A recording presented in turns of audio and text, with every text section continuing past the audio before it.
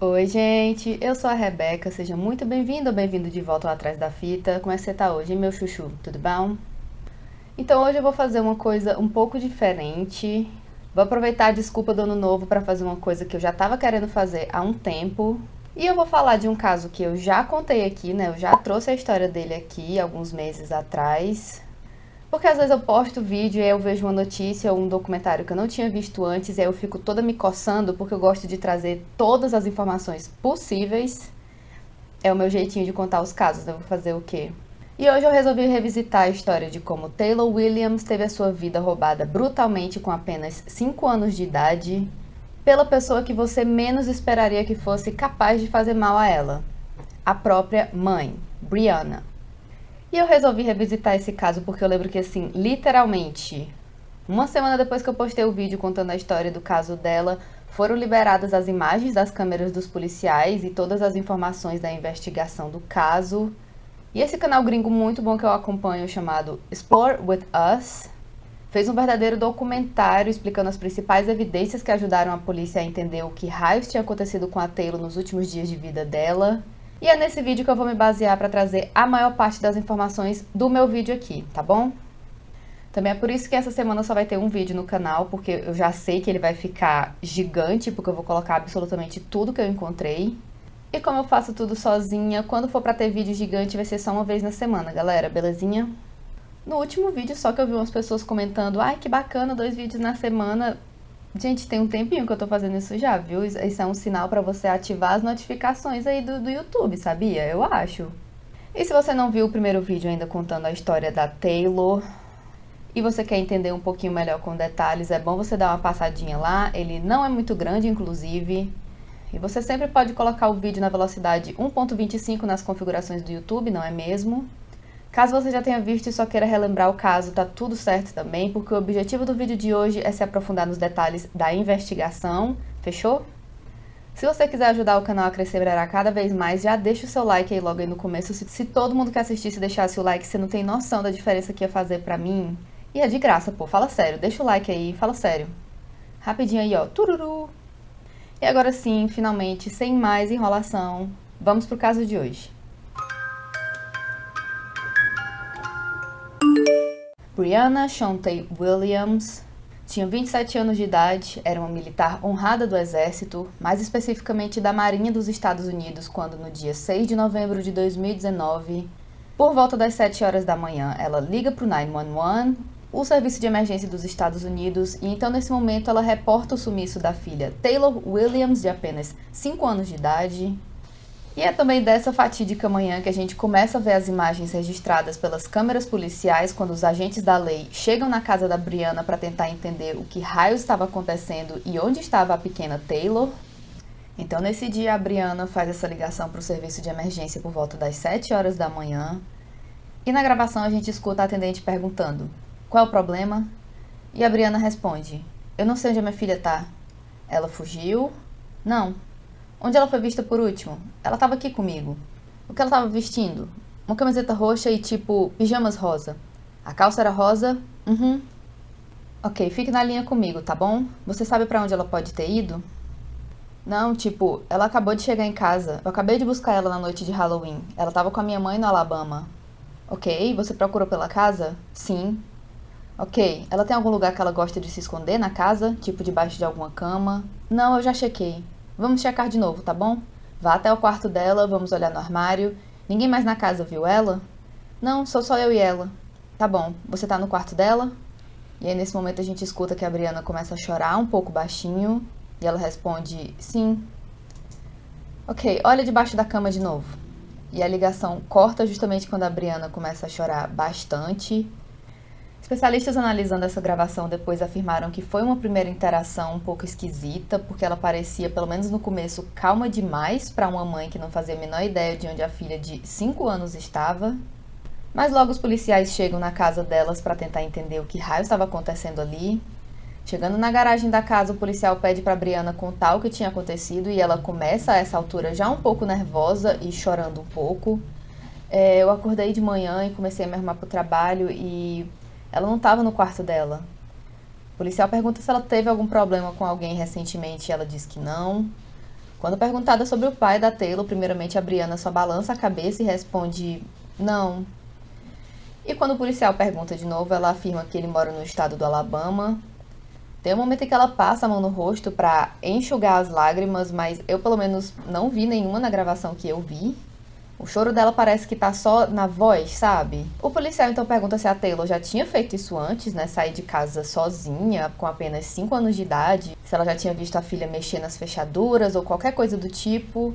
E ela só balança a cabeça e alguns segundos depois ela passa a mão no rosto de novo.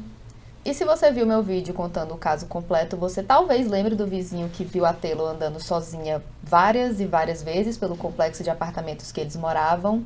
Mas claro que a Brianna não vai dizer pro seu policial: ai, às vezes eu passo a noite fora de casa festejando com as amigas e ela sai por aí me procurando. Sabe como é, né, seu polícia?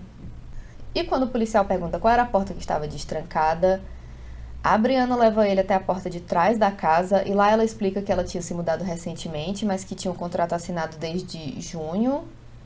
Mas ela não quis se mudar porque o lugar estava sendo invadido e roubado constantemente, só que, segundo o dono do lugar, isso estava acontecendo justamente porque o lugar estava vazio, né, desocupado.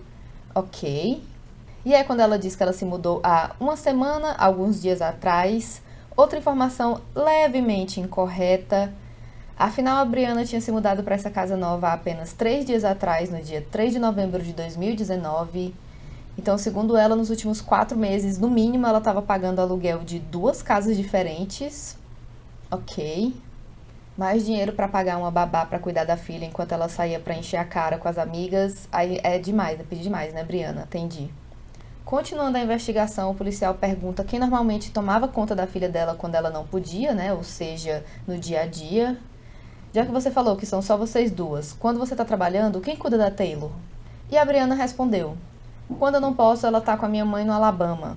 Sim, ela diz que quem cuida da filha quando ela tá ocupada é a mãe dela que mora em outro estado. Eita, filha, você gosta de queimar gasolina, viu? E até o policial insistiu na pergunta porque a resposta da Brianna não fazia o menor sentido e ele explica: não, quando você vai trabalhar, já que ela não tá na creche nem nada do tipo, pra onde ela vai? E ela novamente insiste na resposta dizendo: ela tava com a minha mãe, eu acabei de buscar ela no Halloween. E assim, a essa altura o Halloween também já foi há uma semana atrás, né? Então ela não exatamente acabou de buscar a filha, né? Na entrevista com a polícia, a Brianna revela o nome do pai da Taylor, Maurice Tate, além do nome da mãe dela, Carissa Williams. 2 indivíduos com os quais os policiais iam com toda certeza querer entrar em contato, mas no momento eles só estavam tentando tirar algum sentido da história bem confusa até agora da Brianna. Com a história do sumiço de uma garotinha pequena se espalhando, vários carros de polícia começam a chegar na Ivy Street, a rua da casa da Brianna, para ajudar nas buscas. E os policiais que chegaram primeiro na cena começam a trocar informações, né, para ver se alguém tinha alguma informação ou qualquer pista relevante para compartilhar. E os policiais que tinham feito a busca na casa da Brianna realmente tinham algumas informações de coisas bem curiosas que chamaram a atenção deles, como o fato da Brianna ter várias armas espalhadas pela casa, como se fosse uma toalha molhada em cima da cama, sabe? Ah, nada demais essa escopeta aqui. O que, beleza, ela era uma oficial do exército, mas ela também era mãe de uma criança pequena e isso viola e muito os protocolos de segurança de armas de fogo, sabe? E essas armas jogadas pela casa é a primeira coisa que o oficial menciona conversando com os outros oficiais. Além disso, ele também viu o coldre, né, a bainha da arma jogada na cozinha, como se também não fosse nada demais. No quarto da Taylor tinha a cama, ou o bercinho pequeno dela, um par de chinelos e uma caixa de biscoitos aberta jogada na cama. Mas não parecia uma cena muito natural, sabe? Parecia mais uma cena que tinha acabado de ser montada cuidadosamente e não o quarto em que morava uma criança de 5 anos cheia de energia. Na cozinha, os policiais encontraram a jaqueta e a mochila da Taylor ao lado de pacotes de purificadores de ar, aqueles brimbelo que a gente pendura no carro para deixar mais cheirosinho ou disfarçar algum odor mais forte, sabe? E a outra coisa que chamou a atenção dos policiais não foi necessariamente um objeto, mas sim a ausência deles. No apartamento não tinha absolutamente nenhum brinquedo infantil, nenhum lençol ou pijama de criança, nenhuma foto de família ou nenhum desenho que uma criança de 5 anos poderia ter feito. Nada que minimamente expressasse algum afeto da Brianna em relação à filha pequena. Ok. E sim, essa estranheza até poderia ser explicada pelo fato de que a Brianna e a Taylor tinham acabado de mudar de apartamento. Se essa fosse apenas mais uma circunstância normal, mas os detetives logo determinaram que essa definitivamente não era nenhuma circunstância normal. Olhando mais de perto o berço da Taylor, os policiais repararam numa mancha de coloração avermelhada, amarronzada na lateral do berço, e uma mancha de coloração muito parecida foi encontrada na porta do quarto também. Com a suspeita de que a substância poderia ser sangue, eles realizam um teste que determina a presença de sangue de mamíferos e o teste deu um resultado negativo. Mas os policiais continuam intrigados com essas manchas de coloração peculiar. A porta dos fundos, como a Brianna tinha dito, estava destrancada, mas não havia nenhum sinal de entrada forçada, o que sempre é algo que chama a atenção dos policiais quando existe a desconfiança de um intruso aleatório ter entrado na casa da pessoa, não é mesmo? E o próximo passo que os investigadores seguem é o de checar o carro que a Brianna usava. E até que havia mais indícios que a Brianna tinha uma filha pequena dentro do carro dela do que dentro da casa nova que ela tinha alugado. Ok. Esses sinais incluíam o unicórnio rosa encontrado no banco traseiro e, além disso, o outro sinal que fez o oficial pausar quase imediatamente foi o cheiro muito forte que o carro estava exalando. E aí o policial aplica o que é conhecido como teste do cheiro, que não é um protocolo oficial necessariamente, né? Mas eles ficam ali um tempo tentando identificar os aromas vindo da cena, se é que você me entende.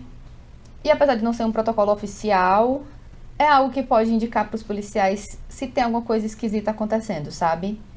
E de fato, olhando mais de perto, o policial encontrou no carro vários produtos de limpeza, um par de tênis femininos com algumas plantas, como chamam na minha terra, carrapichos, ainda grudados neles. E além disso, chamou a atenção também o puro contraste entre o carro, que estava bem bagunçado e muito fedido, com o porta-malas que estava perfeitamente limpo, como se tivesse acabado de passar por uma faxina intensa, sabe?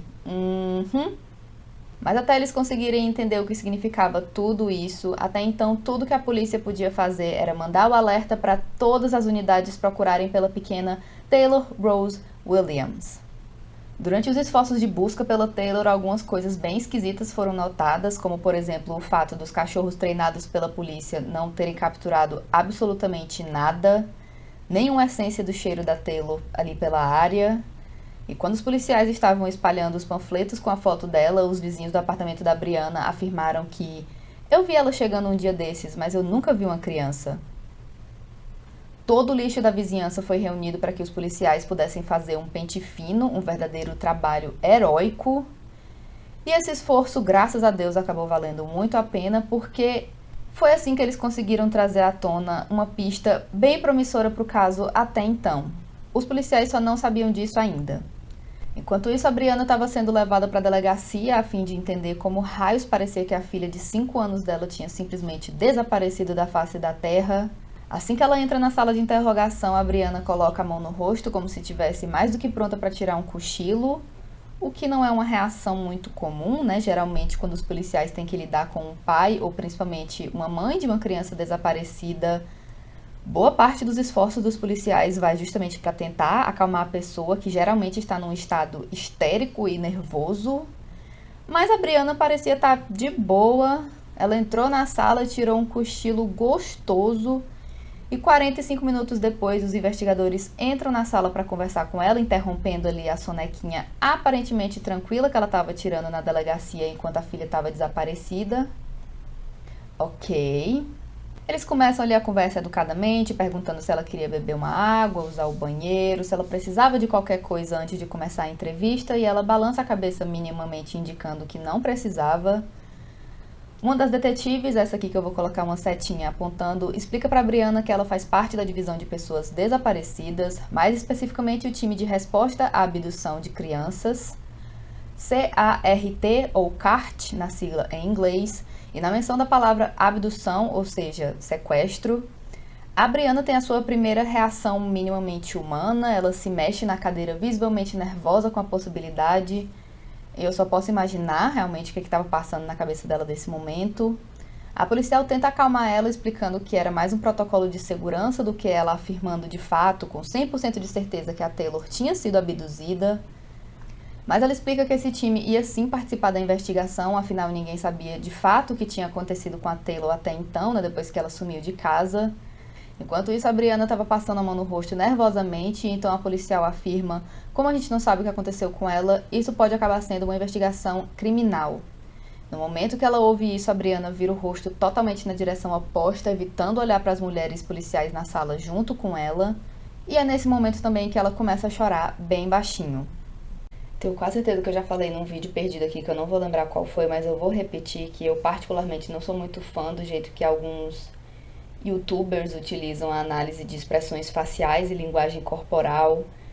Mas depois de alguns anos vendo câmeras policiais e o jeito que eles analisam, eu pelo menos acredito que se tem um cenário que ela pode ser bem utilizada, e ainda assim não é tipo assim, evidência, 100% de certeza que a pessoa tá mentindo. É uma ferramenta.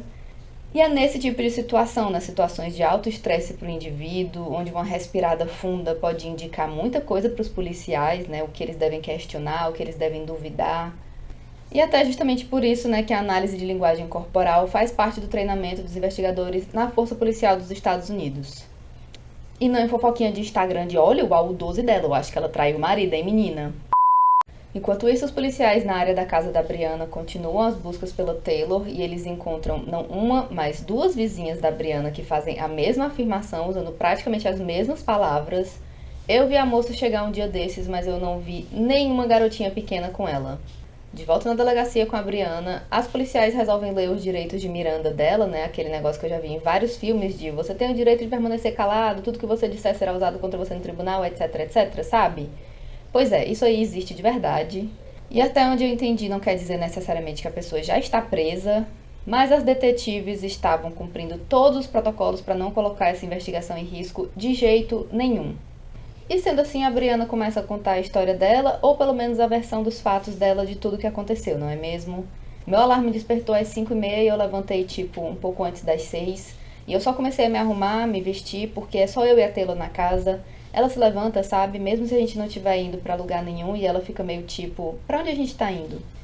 Então beleza, eu nem me preocupo de ir lá mexer com ela, porque eu sei que eventualmente ela vai se levantar e começar a se vestir também. E aí eu fui até a cozinha e aí eu percebi que a porta dos fundos estava aberta, sabe? Não aberta, aberta, mas destrancada. E aí foi quando eu fui no quarto dela e ela não estava lá. Pausa aqui um segundinho, eu não tenho filhos, eu não tenho autoridade no assunto, mas vocês mulheres que têm filhos ou ajudam a cuidar de algum sobrinho ou algo assim, é normal tratar uma criança de 5 anos de idade desse jeito? Confiando a responsabilidade de acordar sozinha e se arrumar de manhã às 5 horas da manhã? Eu, com a idade que eu tenho, eu detesto fazer isso, então assim... Mas enfim, voltando pra Brianna, ela continua a história dela para as policiais, dizendo já era quase 7 da manhã e a detetive interrompe ela para perguntar ok, então você foi no quarto dela e viu... E a Brianna completa que ela não tava lá, ela não tava na cama dela. Eu olhei atrás, bem, ela tem tipo um bercinho de bebê, então ela não consegue entrar debaixo da cama. Mas eu olhei embaixo do berço de qualquer jeito. Eu olhei no armário dela, e aí eu fui no meu quarto e olhei debaixo da minha cama, e eu sei que ela nunca entra no meu quarto, ela tipo, eu não sei, ela é muito educada, tipo, ela bate na porta ou, sabe, pede pra entrar e eu chequei meu banheiro, eu chequei meu armário, ela não tava lá. E aí eu comecei a olhar até os armários pequenos e ela não tava lá também. Beleza, eu vou olhar lá fora e eu chequei meu carro só pra ter certeza, sabe? Ter certeza de que eu não esqueci ela no raio do carro. Então eu olhei debaixo do carro, ela também não tava lá. E sim, tudo isso ela falando assim nessa voz calma, tranquila, como se ela estivesse falando do jantar que ela pediu no restaurante na noite passada, uma entonação que não é muito comum quando um pai ou uma mãe tá procurando a sua criança pequena que desapareceu, mas tudo bem. A detetive pergunta, ok, e depois? A Brianna responde, então eu liguei pro 911 porque eu não consigo encontrar ela. A próxima pergunta é sobre a última vez que ela viu a filha e a Brianna responde, era tipo meia-noite. E aí eu já não sou mais a única achando muito estranho esse papinho dela. A essa altura até as investigadoras estavam... A sua filha de 5 anos vai dormir sozinha meia-noite e 6 da manhã tu tá esperando que ela levante e se arrume sozinha. E a história da Brianna só vai ficando cada vez mais esquisita daqui pra frente, tá? Quando a outra policial pergunta se a Brianna checou a filha antes de ir se deitar, a Brianna responde balançando a cabeça que não. E ela completa dizendo que ela só assumiu que a Taylor tinha ido dormir para acordar cedo no outro dia, igual toda criança de 5 anos completamente responsável faz. Ela também diz que ela não ouviu nenhum barulho vindo do quarto da Taylor, mas ela diz que ouviu um barulho esquisito na noite anterior. Eu não consigo nem explicar direito, tipo quando você tá arrastando ou movendo alguma coisa, mas como se viesse do andar de cima. De qualquer jeito, eu só agarrei minha arma e dei uma andada pela casa só pra ter certeza, sabe? Que não tinha ninguém lá. A policial a essa altura já tá bem confusa, uma vez que a casa que a Brianna tava morando não tinha um andar de cima, e a isso ela responde: é exatamente essa parte que eu não entendo, mas com certeza parecia um barulho vindo do telhado.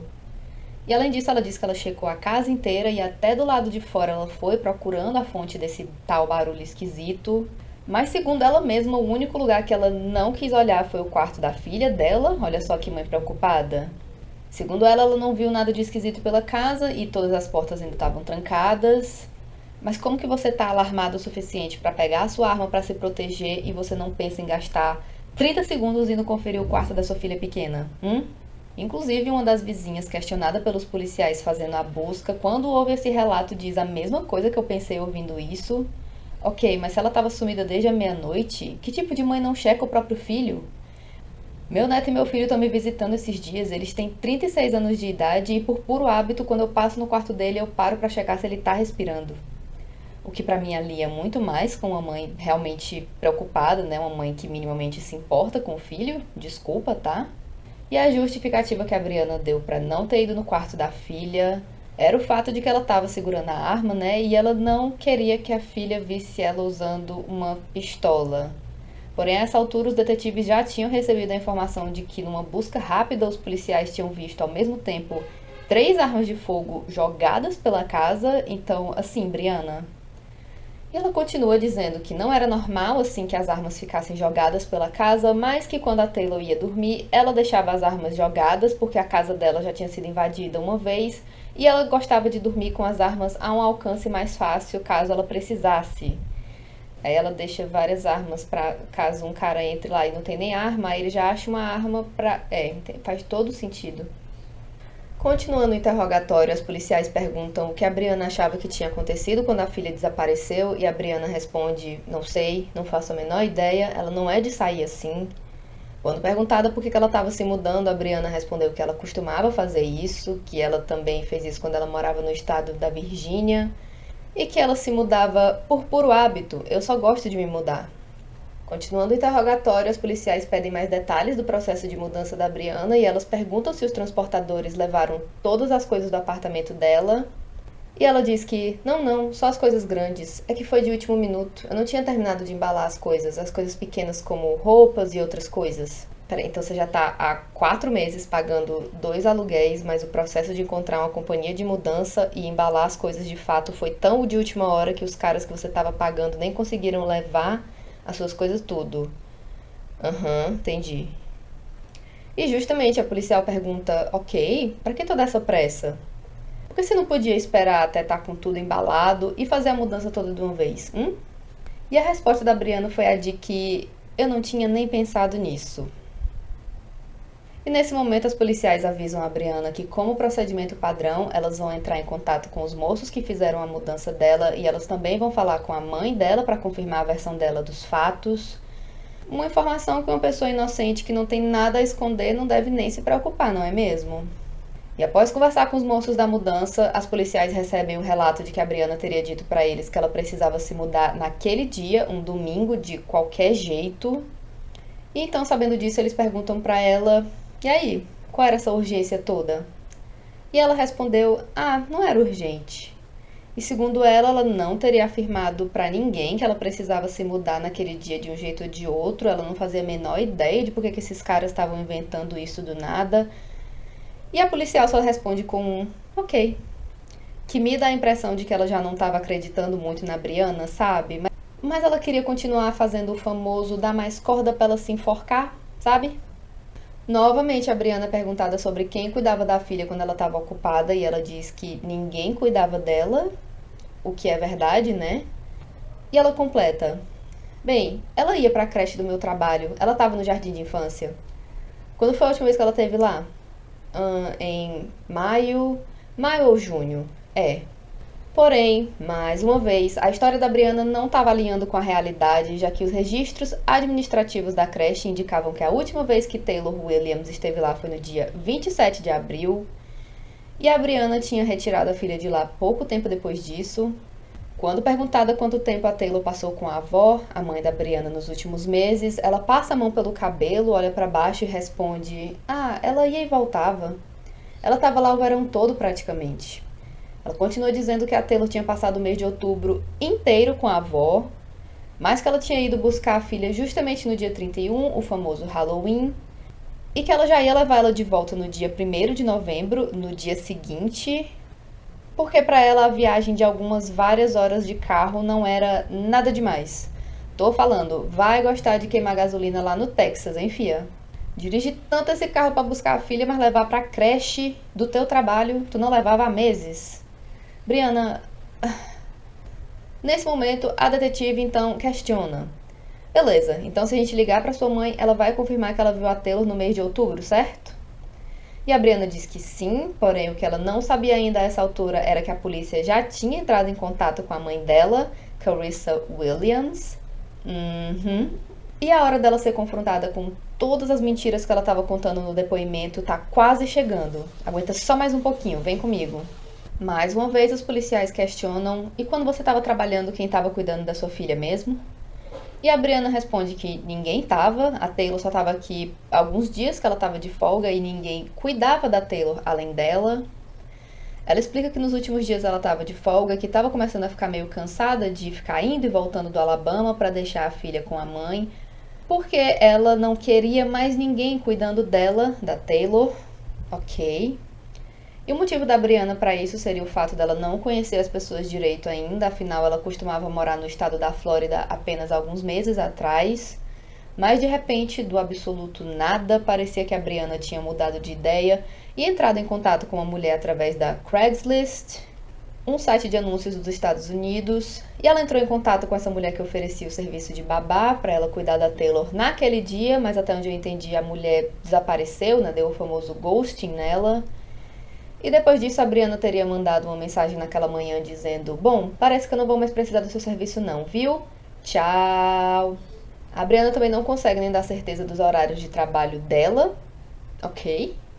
Segundo ela, o horário dela tinha mudado recentemente e por isso ela não tinha decorado ainda a tabela, né? Ela tinha que consultar o seu planner para ter certeza do próximo horário de trabalho que ela seria convocada.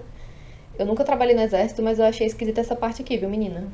E depois dela dizer que ela não sabia os horários de cabeça, ela cita que ultimamente ela estava em regime de dever permanente, que até onde eu entendi significa uma carga horária de 12 horas contínuas, uma ou duas vezes por semana. E sendo assim, ela teria que se planejar muito bem para conseguir alguém para cuidar da filha no horário de trabalho, mas ela não sabia quais horários eram esses. E é quando finalmente os policiais decidem revelar para Brianna a seguinte informação. Eles ligaram para sua mãe. Ela disse que não vê a sua filha desde janeiro. Ela viu sim. Então por que ela ia dizer isso? Ela não diria isso. Ótimo argumento, viu, Brianna? 10 de 10. Depois dessa, a polícia não vai nem mais nem desconfiar de ti. Numa segunda entrevista, a Carissa reitera tudo que ela já tinha dito inicialmente para os policiais. Apesar de na ligação original, quando a polícia entra em contato com ela perguntando sobre a neta, em um momento ela chega a declarar que odiava a polícia querendo se meter nos meus negócios particulares. Mas quando o policial explica para ela que ele não tá nem aí pra fofoca da vida de ninguém, o objetivo deles era simplesmente encontrar a Taylor a salvo, e ele chega a dizer que ninguém ia impedir eles de fazer isso.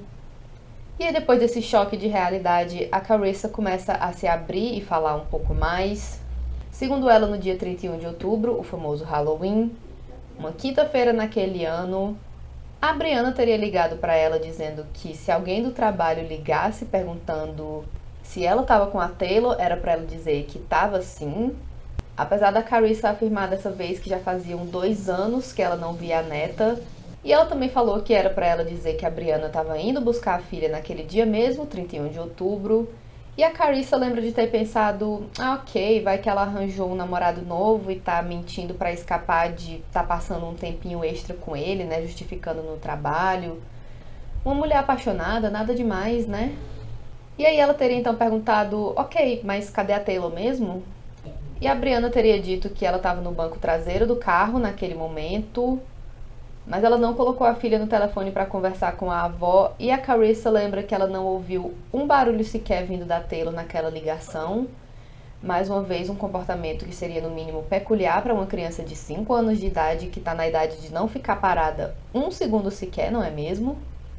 Depois disso, a investigação segue o rumo de analisar o novo namorado da Brianna, o moço que a Carissa disse que ela tinha começado a sair recentemente, e eles resolveram ir atrás dele principalmente pelo fato de que a Brianna não só não tinha mencionado esse rapaz, como na verdade, segundo ela, ela nem estava namorando ninguém não, viu? Porém, esse moço acabou nem tendo seu nome revelado pelas autoridades, porque eles provavelmente determinaram bem rapidamente que ele não sabia de muita coisa e que ele não tinha nada a ver com o sumiço da Taylor. Tudo que ele sabia era que a Brianna já tinha mencionado ter uma filha, e ele apenas assumia que a garotinha estava sob os cuidados ou do pai ou da avó enquanto ele estava com a Brianna. Porém, quando conversaram com o Maurice Tate, o pai da Taylor, os policiais descobriram que ele, assim como a avó da menina, não via ela com vida já fazia um bom tempo. E a última vez que ele lembrava de ter visto a Taylor foi no funeral da avó da Brianna. E ele lembra de ter ficado com a impressão de que a menina estava magra demais, ela não parecia estar sendo alimentada bem o suficiente. E parece que a Brianna não gostou desse comentário dele, porque ela fez de tudo para dificultar o Maurice entrar em contato com a própria filha dali pra frente, inclusive mudando o número do celular várias vezes em apenas alguns meses. Ok. O Maurice se declarou disposto a prover uma amostra de DNA e ajudar a força policial com o que ele pudesse fazer a fim de encontrar a Taylor. E guarda aí na sua cabecinha essa atitude dele, essa vibe, a energia que ele passa pra você ter uma comparação com a Brianna daqui pra frente, tá bom? De volta à entrevista com a mãe da Brianna, ela afirmou que sim, tinha vezes que ela cuidava da Taylor por um período de tempo bastante longo, enquanto a filha tinha que trabalhar. Mas isso tinha acabado quando a Brianna passou a utilizar os serviços da creche na base militar que ela trabalhava. A última vez que a Carissa lembrava de ter visto a neta ao vivo também tinha sido no funeral da mãe dela, a avó da Brianna. Porém, a polícia confronta a Carissa com uma informação muito interessante que eles encontram nos registros do celular da Brianna. E analisando o celular da Brianna, segundo as torres de ping, ela teria estado no estado do Alabama muito recentemente, mas a Carissa jurou de pés juntos que ela não tinha visto nem a filha nem a neta no dia de Halloween. E pelo menos por enquanto a polícia não sabia se devia acreditar nela ou não, porque mesmo que ela não fosse a culpada diretamente, ela podia estar tentando ajudar a filha a esconder alguma coisa, sabe? E assim, eles só podiam esperar um resultado completo da análise dos dados do GPS do carro da Brianna, mostrando a rota mais exata que ela teria feito naquele dia. Porém, quanto mais a polícia vasculhava o celular da Brianna, mais esquisita essa história toda ia ficando. A Brianna tinha mandado, não uma, não duas, não três, mas várias mensagens reclamando para amigos diferentes da filha pequena. Nas mensagens ela dizia que a Taylor tinha virado um pesadelo e que a criança teria começado a roubar comida e se comportar mal. Pode anotar aí, sinal vermelho, viu? Bandeirinha vermelha, alarme suando. Quando a mãe acusa uma criança pequena de roubar comida... Gente, uma criança ela não rouba comida por maldade, ela tá com fome, ela precisa comer. Comida não é privilégio, ela é uma necessidade básica. Tava até que demorando um pouquinho pra eu pistolar nesse vídeo, né? Mas é porque eu já vi vários casos que tem muita bosta escondida, e um dos primeiros sinais que a pessoa dá é reclamar que a criança tá roubando comida, porque o que isso significa é que a pessoa não tá disposta a prover o mínimo das necessidades da criança que ela mesma trouxe pro mundo, e isso é triste demais. Anota aí, Ruby Frank, ex-mamãe youtuber que agora está presa por abusar dos próprios filhos. De volta ao Alabama, a Carissa estava afirmando com todas as letras que ela não tinha nada a ver com o sumiço da neta, e ela chegou a ligar para o Wayne, o pai da Brianna, enquanto a polícia ouvia para mostrar que ela realmente não tinha nada a esconder, e também para ver se o Wayne tinha alguma ideia do que raio estava se passando na cabeça da filha deles. Na ligação, a Carissa começa falando: "Eu não entendo nem porque ela ia mentir e dizer que ela ia buscar a Taylor comigo. Eu nunca me meti em problema um dia sequer na minha vida. Ela tá mentindo, tá tentando encobrir alguma coisa. Eu não sei o que, mas ela tá mentindo. Mas tu não tem a menor ideia do que ela tá tentando acobertar, né? Eu não faço a menor ideia do que ela quer esconder, é a única coisa que eu não sei." E até então, realmente, a polícia não sabia dizer se quem estava mentindo era a Carissa ou a Brianna, e nem o motivo pelo qual qualquer uma das duas faria isso. De volta ao interrogatório da Brianna, os policiais informam ela que a polícia também já entrou em contato com a companhia que fez a mudança dela. E segundo os funcionários, eles não tinham visto o menor sinal da Taylor com a Brianna. Não viram ela no carro, não viram ela em nenhuma das casas. E a policial então pergunta pra Brianna por que eles não viram ela. E a Brianna responde sorrindo levemente, meio constrangida: eu não queria que eles vissem ela. Eu não conheço eles bem o suficiente pra isso. O que, ok. Beleza, até dá pra entender uma mãe não querer a filha pequena perto de homens estranhos, ok. O problema com a história da Taylor é que isso seria meio... Exatamente, meio impossível fisicamente, sabe?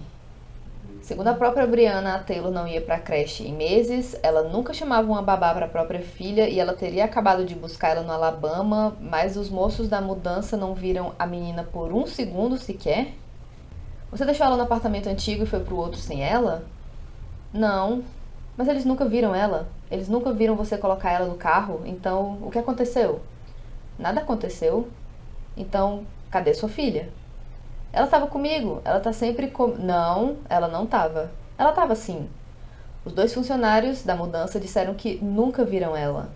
Eles ouviram barulho de água correndo e você disse que ela tava tomando banho, mas eles nunca viram ela. E o que a polícia sabia até agora era que a avó não via a neta em 2 anos, o pai não via a filha em 2 anos, desde abril a frequência dela na creche ia caindo cada vez mais e em maio a Brianna tinha oficialmente cancelado a matrícula dela. Então, quando foi a última vez que alguém, sem ser a Brianna, viu Taylor Williams ainda com vida? E aí, com a pressão do interrogatório aumentando cada vez mais, a Brianna faz uma coisa que uma mãe preocupada com a filha pequena e que sabe que não tem nada a esconder jamais faria. Ela se recusou a continuar cooperando com a polícia. Em um momento em que as policiais começam a pressionar mais ela responde: cansei disso, eu não quero falar mais. Não, sim, eu cansei, porque você tá mentindo pra mim agora, então, como que eu tô mentindo pra você? Eu não tô mentindo pra você. Porque você acabou de dizer que a minha mãe disse, eu literalmente escolhi minha mãe, quer dizer, não a minha mãe. Eu só tô te falando que meu parceiro de investigação me disse. Eu não sei de onde ele tirou isso, porque eu literalmente fui lá, na noite do Halloween. Você quer falar com os detetives que conversaram com ela? E descobrir a informação que eles têm? Não, eu cansei disso, porque eu não sei pra onde isso tá indo, mas não, você não... Tipo, é a segunda vez que isso acontece. A outra moça tava falando, tipo, falando umas coisas que eu nem falei, distorcendo as minhas palavras, só... Não. E a essa altura a polícia já tava cada vez mais desconfiada da Brianna, e sendo assim, eles não se contentaram em investigar apenas o apartamento novo, e eles vão até o apartamento antigo onde a Brianna tinha morado, no mínimo, alguns meses com a filha. E, novamente, muitos vizinhos dessa região relataram que eles não tinham certeza se eles já tinham visto a Brianna com uma garotinha pequena. Até que eles encontraram esse moço chamado Carlos Johnson, que foi a pessoa que deu o testemunho que eu mencionei no meu vídeo contando o caso. Você já foi assistir lá, né? Fala sério. E segundo o depoimento do Carlos, ele teria visto mais de uma vez a Taylor andando sozinha pelo complexo de apartamentos. Uma das vezes no dia 17 de abril, 7 meses antes da Brianna comunicar o desaparecimento da filha para a polícia. E o Carlos lembrava da Taylor ter dito que ela estava procurando pela mamãe dela. Ai, gente, sério.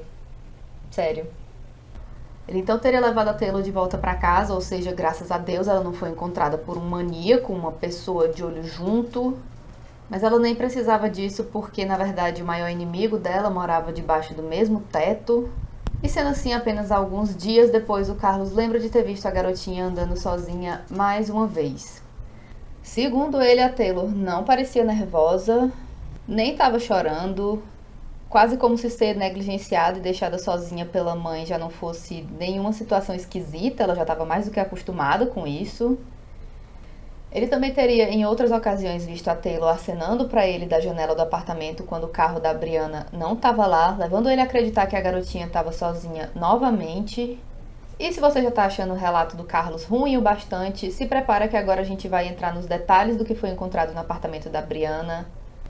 E cuidado com as descrições que eu vou fazer daqui pra frente. Se você se sentir mal com casos de abuso infantil, o caso de hoje pode talvez não ser pra você. Saia do vídeo sem culpa nenhuma, tá, meu anjo? A gente se vê numa próxima, o seu bem-estar importa mais. Pois muito que bem. Do lado de fora, o apartamento da Brianna podia parecer completamente normal, como os outros no complexo. Mas assim que você abria a porta, você já sentia que tinha acabado de entrar num lugar horrível, onde algo bizarro tinha acontecido. Logo na entrada do apartamento tinha lixo pra todo lugar. Todo! Assim como na cozinha, onde tinha, além de lixo, vários itens aleatórios, ao ponto de que uma pessoa minimamente higiênica e com um pouquinho de respeito próprio jamais cozinharia ali. A sala de estar conseguia ser pior ainda, por incrível que pareça, com montanhas de lixo espalhadas. Eu não tô exagerando, gente. Olha isso aqui, que horror.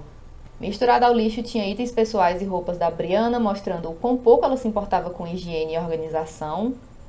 Os brinquedos da Taylor também estavam ali jogados, assim como as roupas dela, e muitas coisas estavam manchadas com o que parecia ser material fecal, sim, caquinha.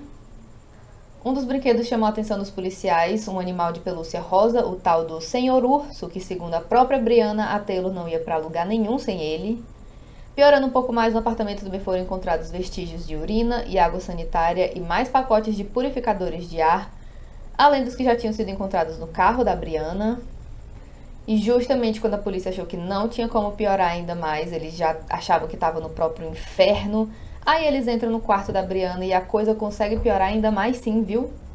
Os policiais entram no quarto literalmente movendo o lixo com os braços para conseguir andar. Meu Deus do céu, eu achava que eu era bagunceira, mas eu tô me sentindo até bem depois disso. O carpete do quarto estava completamente encardido de sujeira, parecendo incluir mais fluidos humanos de coloração escura. Quando eles abrem a porta do armário, a situação deixa de ser um completo nojo para um verdadeiro pesadelo. Agora sim, a gente chegou no inferno. Porém, de volta, a conversa com a Brianna, ela dizia que só queria trazer o bebê dela de volta para casa. Mas nisso ela também continuava se recusando a conversar com os policiais, porque, segundo ela, não tinha como a minha mãe ter dito que ela não vê a Taylor desde janeiro. Depois de confirmar que a Brianna não queria mais papo de jeito nenhum com os policiais, eles encerram a entrevista perguntando se ela precisa de alguma coisa, tomar uma água, usar um banheiro, e ela responde que ela precisa de um advogado para falar com ele sobre o aluguel. A gata não dá uma dentro, bicho. A essa altura, as buscas pela Taylor estavam tão grandes que, além da polícia de Jacksonville, tinham se unido a eles o departamento de xerife de Jacksonville, a agência de investigação do Alabama, o serviço de investigação criminal do exército e até o FBI estava metido nessa agora. E nisso até o Wayne, o pai da Brianna, apareceu para conversar com os policiais no começo da noite, ou seja, ele passou boa parte do dia viajando para chegar na Flórida, dando assim a impressão de que literalmente qualquer pessoa envolvida estava mais preocupada em encontrar a pequena Taylor do que a própria mãe dela. Enquanto a Brianna tomava um chá de cadeira na delegacia, ela se distraiu mexendo nas unhas, refazendo a trança do cabelo e, claro, tirando mais uma sonequinha durante as mais de 4 horas que ela foi deixada esperando. Em um momento ela até bate na porta para perguntar por que ela estava sendo mantida ali e o policial diz que vai se informar para conseguir algumas respostas para ela, mas que ela precisava ter paciência. Ela então pergunta se o oficial dela na marinha já estava informado da situação, o motivo pelo qual ela não estava no trabalho, e ele responde que sim. Depois de várias e várias horas, outra dupla de detetives entra na sala para informar a Brianna que ela não ia poder voltar para nenhum dos 2 apartamentos que ela tinha alugados no momento e que eles iam ficar em posse do celular dela. A Brianna só balança levemente a cabeça em concordância e depois de um dia inteiro na delegacia, o oficial superior da Brianna mandou um colega ir buscar ela porque ela se recusou até a dar ideias de como ela poderia ir embora saindo dali.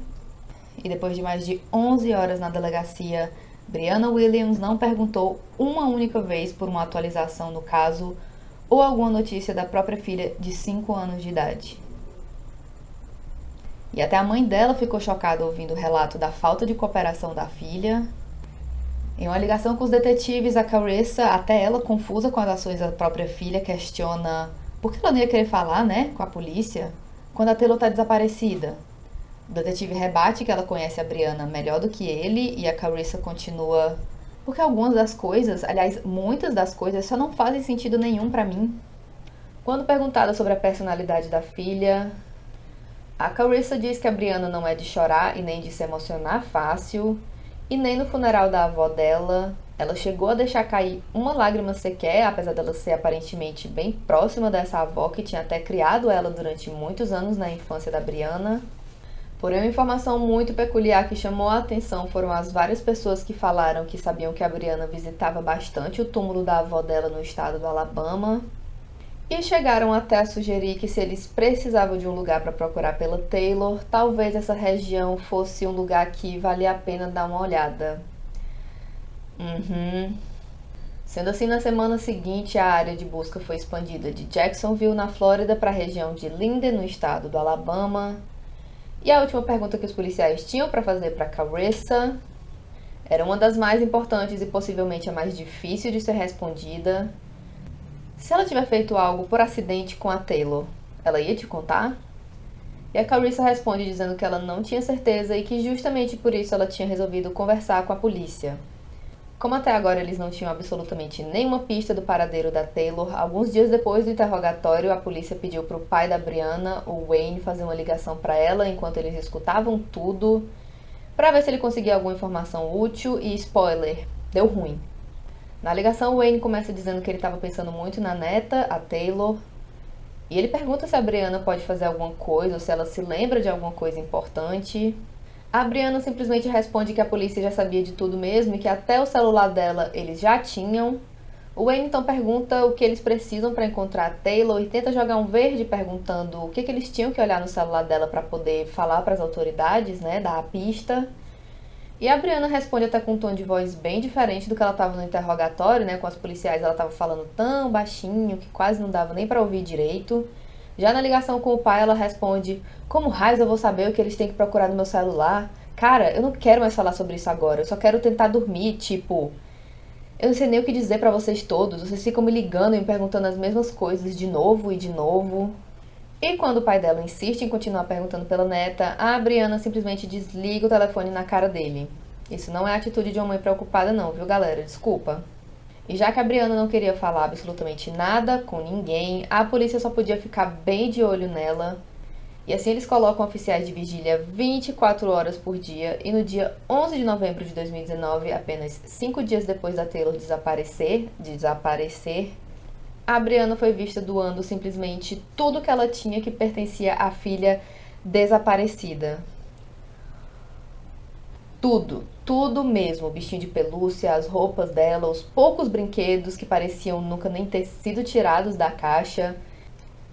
Brianna, disfarça, bicha. Sério? Enquanto isso, as buscas no lixo da Brianna estavam começando a dar resultado finalmente e foi encontrada uma caixa endereçada à Brianna cheia de documentos, incluindo os certificados dela da Marinha, junto com várias notas da creche pedindo as coisas que a Taylor precisava, como mudas de roupa e escovas de dente. Além disso, os policiais também encontraram vários desenhos que pareciam ter sido feitos pela Taylor, incluindo um cartão daqueles que as crianças fazem na escola endereçando a mãe. E, olha, em circunstâncias normais, uma mãe simplesmente jogar fora, assim, já poderia ser considerado uma atitude bem fria, não vou te mentir, não. Mas nessa situação, eu acho simplesmente de arrepiar, quando você para pra pensar no que o descaso da Brianna com as coisas da filha realmente significa. Afinal, já tá ruim. E a gente ainda nem começou a falar do que a polícia encontrou no closet do quarto da Brianna.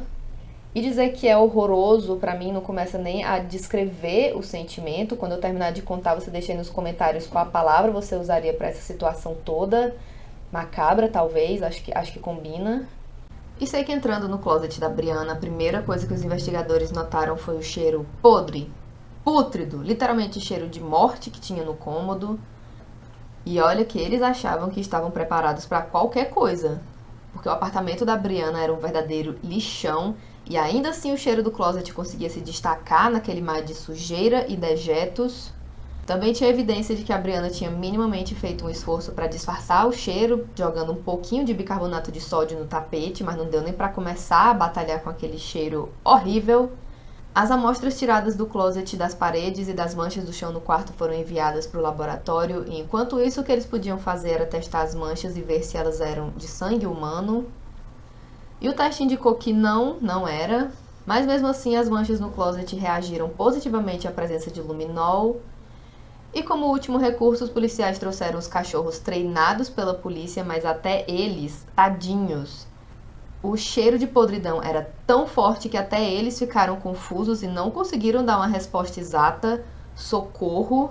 No esforço final, os detetives arrancaram uma parte do carpete e levaram para o lado de fora, onde finalmente o cachorro conseguiu analisar mais efetivamente e indicou que, sim, aquelas manchas tinham sido causadas por restos humanos em decomposição.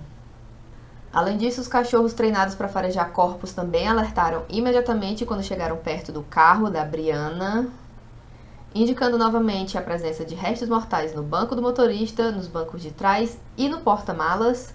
Sim, o porta-malas que tinha sido a única coisa que ela tinha limpado e passado desinfetante um dia desse, enquanto o resto do carro dela todo era um verdadeiro perigo para a sociedade. Lembra desse porta-malas? Olhando mais de perto no porta-malas também dava para ver esse resíduo esbranquiçado no interior, uma unha quebrada perdida por ali e um aromatizador enfiado na tampa do porta-malas que parecia muito com os do pacote que tinham sido encontrados na casa da Brianna. E mais importante ainda, na parte de baixo do veículo tinham indícios de terra que combinava perfeitamente com o solo do Alabama, e assim a polícia oficialmente muda o status do caso de pessoa desaparecida para uma investigação de homicídio. Em outra entrevista, a mãe dela parecia chocada, falando da possibilidade da filha ter machucado a neta dela. Ela disse que achava que ela tinha só surtado um belo dia, mas apesar disso, ela disse que nunca viu nada de fato acontecer. Tá, você nunca viu ela dar um tapa, um negócio na filha, mas você não ficaria chocada se ela tivesse surtado e simplesmente matado a filha pequena? Ô, dona Carissa, me ajuda a te ajudar, né? E com tudo isso, a polícia planeja prender a Brianna no dia 12 de novembro, após mais uma descoberta horripilante, e no momento as acusações contra ela seriam de negligência infantil e prover informações falsas à polícia. O chefe dela no exército foi mandado para buscar ela na base da marinha que ela estava e levar ela até a estação policial. E dá até um pouquinho de pena, sabia, dele ter acabado assim, se envolvido nisso tudo. Porque o que acontece em seguida com a Brianna e esse carinha é sem dúvida um evento traumático na vida da pessoa. Depois que a Brianna entra no carro, ele começa a explicar a situação e logo de cara ela já parece muito nervosa e ele continua explicando que agora ela está sendo considerada uma pessoa de interesse na investigação. E nem 5 segundos depois de ouvir isso, a Brianna começa a passar mal e ela vomita do lado de fora do carro, ela abre a porta assim pra botar pra fora. Ele afirma que não sabia o porquê da polícia tá fazendo isso e a Brianna ainda tem a coragem de responder uma voz bem baixinha, eu também não. Eles ficam em silêncio por um bom tempo e a Brianna começa quase a deslizar no banco, ele tenta continuar conversando com ela, né, manter ela consciente. Mas a voz da Brianna começa a ficar cada vez mais fraca, até ele perceber que a Brianna estava de fato passando tão mal que ela não conseguia nem responder. E ele resolve dirigir imediatamente para o hospital, levando a colega de trabalho. Alguns minutos depois ele percebe que a Brianna estava a essa altura mal consciente. E mais alguns minutos depois dele checar a pulsação dela, a Brianna começa a ter uma crise de convulsão. E aí vamos lá, mil perdões se eu vou parecer uma babaca dizendo isso. Numa situação normal eu teria toda empatia para quem sofre de convulsões, tá? Deve ser uma condição péssima de se ter. Mas eu me vejo obrigada a apontar que nesse caso é uma mãe, a gente tá falando de uma mãe que tirou várias sonecas enquanto a filha estava desaparecida, não chorou durante as horas de interrogatório, não perguntou nenhuma notícia da filha. Mas de repente, quando recebeu a notícia de estar sendo investigada, ficou tão nervosa que teve uma crise de convulsão. A conclusão que você tirou disso eu deixo pra você me dizer aí nos comentários, porque eu acho que eu não posso nem falar tudo que eu tô pensando aqui no momento. Ah, e só pra constar, a Brianna não faleceu desse episódio que ela teve a convulsão, né? Foi uma convulsão temporária e graças ao colega dela agindo muito rápido, levando ela pro hospital, ela chegou a tempo de ser socorrida, certinho? Mas pro azar dela, a investigação estava começando a andar cada vez mais rápido agora que a polícia tinha recebido os dados do GPS do carro dela. E agora eles podiam analisar nos mínimos detalhes as rotas que a Brianna fez nos últimos dias. Finalmente a gente vai começar a ter algumas respostas nesse caso, não é mesmo? Assim a polícia confirma o que eles já estavam desconfiando a partir dos registros do celular dela. A Brianna tinha feito 3 viagens de ida e volta até a área de Linden, no Alabama, entre os dias 31 de outubro e o comecinho do dia 3 de novembro.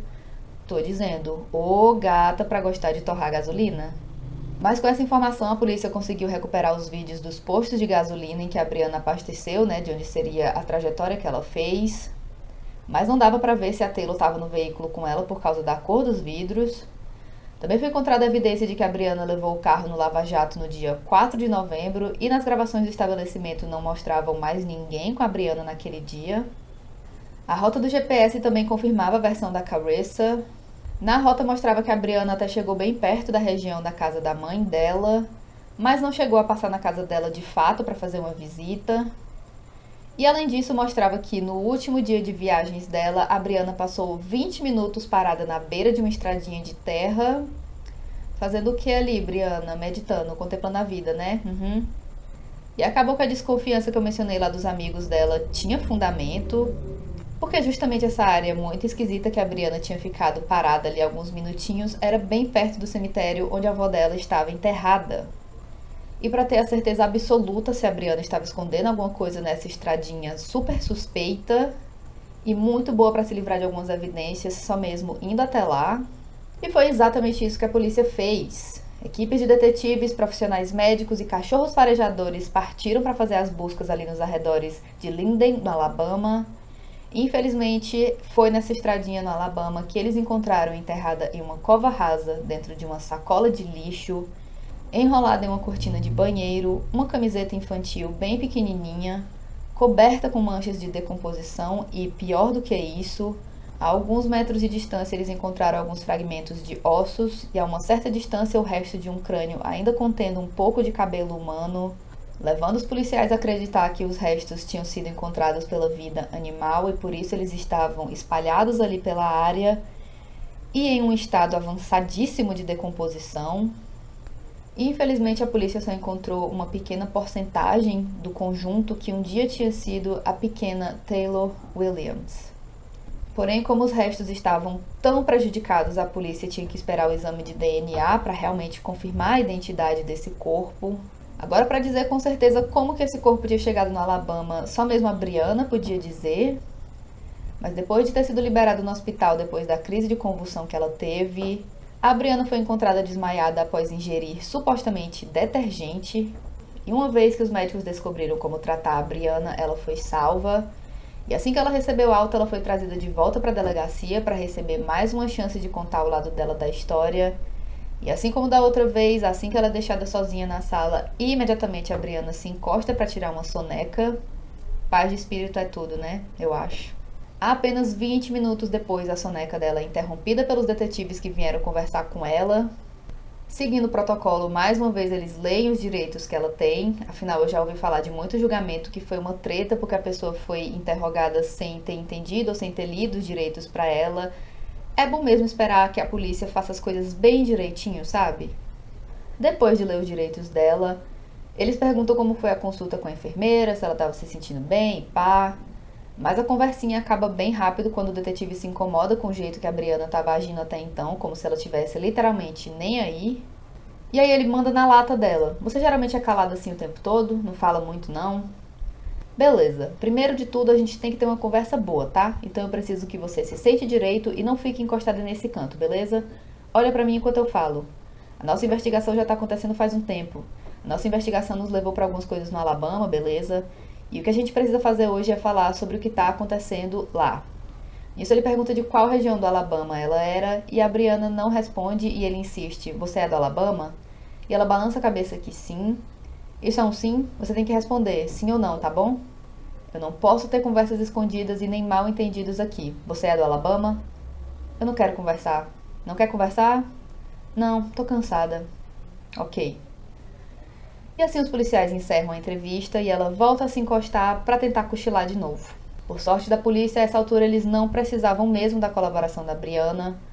Todas as evidências que eles encontraram já pintavam uma história muito bizarra, numa versão completamente distorcida do papel de mãe que deveria ser o de amar e cuidar do filho acima de tudo e não a pessoa que ia maltratar ele até sugar a vida dele. 4 dias depois dessa tentativa de conversar com a Brianna, no dia 25 de novembro de 2019, os resultados de DNA provaram que os restos mortais encontrados na floresta do Alabama pertenciam à pequena Taylor Williams. E o que isso significava era que agora, oficialmente, a Brianna estava sendo acusada de homicídio.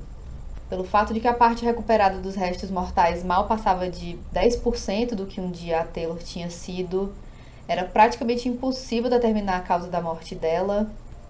Mais exames na arcada dentária e dos restos do crânio indicavam sinais de desnutrição severa, que é um quadro que não surge em dias, nem em semanas, às vezes nem em meses. Não é questão de, ai, comi muito mal essa semana, puf, estou mal nutrido. Não. A Taylor já estava sendo negligenciada e maltratada muito antes dela acabar naquela mata do Alabama, infelizmente. Além disso, era quase impossível dizer há quanto tempo ela já estava sem vida, e a estimativa da polícia ficou entre algumas semanas e até alguns meses atrás, algum período entre os meses de maio e outubro de 2019.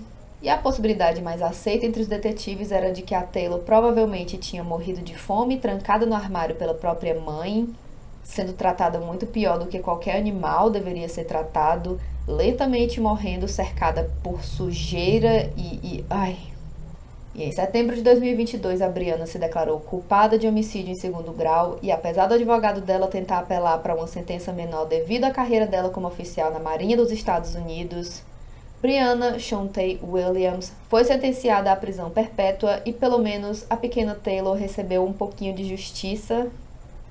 E é isso, gente. Pra mim, esse caso e vários outros são os que mostram porque que a gente, como sociedade, não pode mais aceitar a lógica do o filho é meu, eu faço o que eu quiser. Sério, me lembra aí de falar da Ruby Frank. Eu sou obcecada por esse caso. Acho que já faz uns 2 anos que eu tô acompanhando ele. E eu acho que eu só ainda não trago justamente porque fica saindo coisa. Mas a essa altura já dá pra trazer pra vocês a história da ex-mom influencer, dona de um canal de família onde ela ensinava as pessoas como cuidar e criar os próprios filhos e acabou sendo presa por maus tratos aos filhos. Tenho como provar? Não, mas no meu coração eu tenho certeza que a Ruby só não chegou nesse nível aqui porque o filho dela conseguiu escapar, tá? Anota aí, me cobra. Ele já tá na minha lista em algum lugar. Vai dar certo. E é isso, gente. Esse caso pra mim é simplesmente de partir o coração, né? Aquele ditado que eu já vi muitas vezes na internet. Todo filho merece uma mãe, mas nem toda mãe merece um filho. Pois é. E deixa aí se você já tinha ouvido falar do caso da Taylor, se você já tinha visto o meu vídeo falando dela, e se você não tinha visto, você vai lá agora, né? Fala sério. E é isso, gente. Por hoje é só. Até a próxima. Você se cuida, se hidrata, se inscreve no canal, ativa as notificações pro YouTube te avisar quando tiver vídeo novo, porque semana que vem vai ter 2 vídeos sim, tá bom? E tchau!